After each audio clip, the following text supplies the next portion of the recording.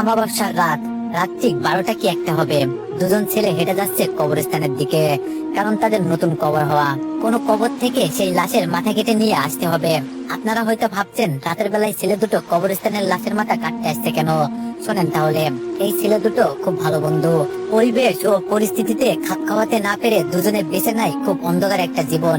দুজনের মাথায় আসে দিনবশ করার নেশা। জিনবশ করার নেশায় ও কবিরাজ শিখতে দুজনে একজন কবিরাজের কাছে চলে যান। সেই কবিরাজের কাছে যাওয়ার পর অনেক অনুরোধ করতে থাকেন কবিরাজকে। কবিরাজ যেন তাদেরকে তার শিষ্য বানায়, তাদেরকেও যেন কবিরাজি শেখানো হয়। ছেলে দুটোর অনেক অনুরোধে কবিরাজ তাদেরকে কবিরাজি শেখাতে রাজি হন, কিন্তু খুব কঠিন 3টা শর্ত দেওয়া হয়। 3টা শর্তের মধ্যে প্রথম যে শর্ত ছিল সেটা হলো আমাবস্যার রাতে কোনো এক কবরস্থান থেকে লাশের মাথা কেটে এনে কবিরাজকে দিতে হবে। কবিরাজের দেওয়া প্রথম শর্ত পালন করতে আমাবস্যার রাতে কবরস্থানের দিকে এগিয়ে যাচ্ছে এই দুই বন্ধু। এদের একজনের নাম শাহাদাত, আরেকজনের নাম জয়নাল। আমাবস্যার রাত, গ্রামের রাস্তা একদম ফাঁকা, একটা গা ছমছম পরিবেশ। শাহাদাত ও জয়নাল দুজনে হেঁটে চলেছে কবরস্থানের দিকে। এরা দুইজন যখন হেঁটে কবরস্থানের কাছে চলে আসে, ঠিক তখনই পেছন থেকে একটা আওয়াজ ভেসে আসে, এখান থেকে চলে যা, বাঁচতে চাইলে চলে যা। পেছন থেকে এমন আওয়াজ পেয়ে শাহাদাত ও জয়নাল দুজনে পিছনে ঘুরে তাকায়, কিন্তু পেছনে তো কেউ নেই। তাহলে আওয়াজটা আসলো কোথা থেকে? পিছনে কাউকে না দেখে দুইজন কবরস্থানের কাছে চলে আসে। তারপর দেয়াল টপকে কবরস্থানের ভিতরে প্রবেশ করে। কবরস্থানে ঢুকে দুইজন খুঁজতে থাকে নতুন কবর, মানে কয়েকদিনের মধ্যে মারা গেছে এমন একটা কবর। এমন একটা কবর দুইজনে খুঁজতে থাকে। খুঁজতে খুঁজতে একসময় তারা একটা নতুন কবর পেয়ে যান। নতুন কবরটা পাওয়ায় শাহাদাত ও জয়নাল কবর থেকে মাটি সরাতে থাকে। এইদিকে মাঝে মধ্যে এই দিক সেই দিক তাকিয়েও দেখে কেউ আসছে কিনা। যাই হোক, কবরের মাটি সরাতে সরাতে একসময় বাঁশ বের করেন, আর বাঁশগুলো সরাতে দুজন দেখতে পাই কবরে একটা লাশ রাখা, একজন বৃদ্ধ লোকের।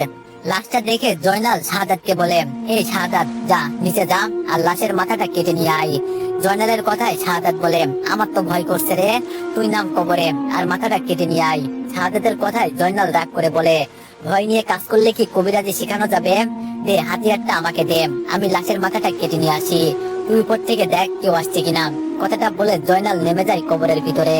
জয়নাল যখন কবরে নামে, উপর থেকে শাহাদাত তখন দেখতে পায় 4 থেকে 5টা শিয়াল ওদের দিকে এগিয়ে আসছে।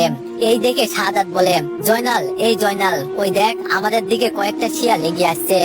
ওই দিকে কবরের ভিতর থেকে জয়নাল বলল, চুপ করে থাকতো, শিয়াল আবার এমন কি একটা লাঠি দিয়ে ভয় দেখা পালিয়ে যাবে।